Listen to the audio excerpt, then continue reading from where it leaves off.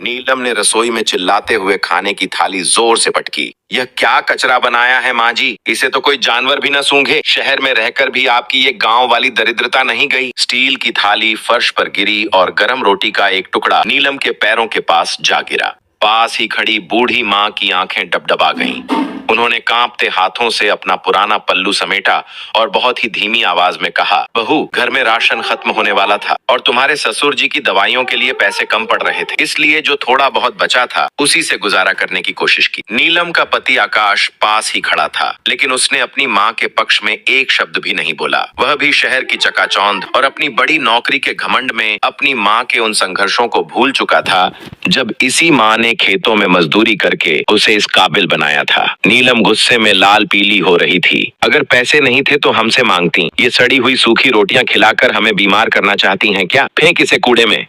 और नीलम ने सारी रोटियां उठाकर बाहर कचरे के बड़े डिब्बे में डाल दी। माँ चुपचाप यह सब देखती रही। उनकी आत्मा रो रही थी, लेकिन होठों पर चुप्पी थी। उन्हें अन्न का यह अपमान देखकर बहुत दुख हो रहा था। सब कुछ ठीक चल रहा था कि उसी रात शहर में कुदरत का कहर टूटा। भयंकर तूफान और बारिश ने पूरे शहर को हिलाकर रख दिया।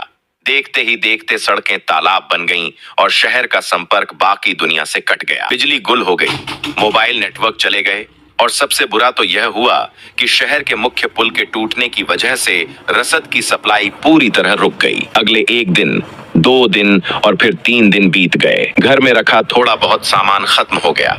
न ऑनलाइन खाना आ सकता था, न बाहर कोई दुकान खुली थी। तिजोरी में नोटों की गड्डियां तो भरी पड़ी थीं, लेकिन पेट की आग बुझाने के लिए एक दाना भी नसीब नहीं था। चौथे दिन तक आते आते नीलम और आकाश भूख के मारे बेहाल हो गए। नीलम बिस्तर पर पड़ी रो रही थी। आकाश, मुझे बहुत चक्कर आ रहे हैं, पेट में मरोड़ उठ रही है, कहीं से भी कुछ भी खाने को लाओ वरना मैं मर जाऊंगी। आकाश बेबस था। उसने रसोई का कोना कोना छान मारा, मसालों के डिब्बे तक खाली कर दिए, पर वहां सिर्फ धूल थी। तभी उसकी नजर अपनी बूढ़ी माँ पर पड़ी, जो चुपचाप अपने कमरे में फटे हुए आसन पर बैठकर माला जप रही थीं। ताज्जुब की बात यह थी कि उनके चेहरे पर न तो कमजोरी थी और न ही कोई शिकन। आकाश दौड़कर उनके पास गया और बोला, माँ, आप 4 दिन से क्या खा रही हैं? आपकी तबीयत इतनी स्थिर कैसे है? माँ ने आकाश का हाथ पकड़ा और उसे धीरे से पीछे के अंधेरे बरामदे में ले गई। वहाँ एक पुरानी मिट्टी रखी थी जिसे कपड़े से ढका गया था। माँ ने जब कपड़ा हटाया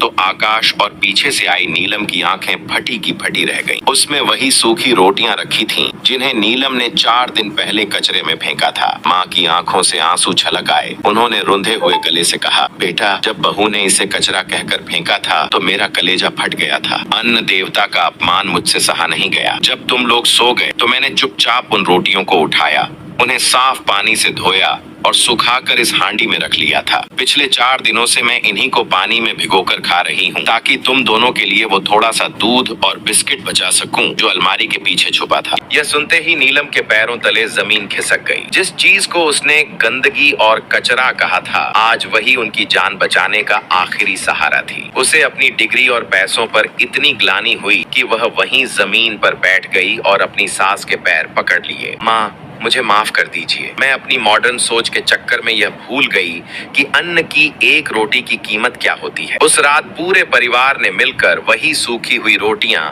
पानी में भिगोकर खाई। नीलम को एहसास हुआ कि स्वाद मसालों में नहीं, बल्कि अन्न के प्रति सम्मान और माँ के आशीर्वाद में होता है। सीख, वक्त कभी भी बदल सकता है, इसलिए कभी भी अन्न का अपमान न और बुजुर्गों के अनुभव को छोटा न समझें। पुरानी समझ ही अक्सर संकट के समय सबसे बड़ा सहारा बनती है। आधुनिक बनो, पर अपनी जड़ों और संस्कारों को कभी मत छोड़ो। दोस्तों, यदि हमारी स्टोरी आपको पसंद आई है तो एक लाइक और एक प्यारा सा कमेंट करके इस वीडियो को अपने दोस्तों के पास शेयर कर दीजिए।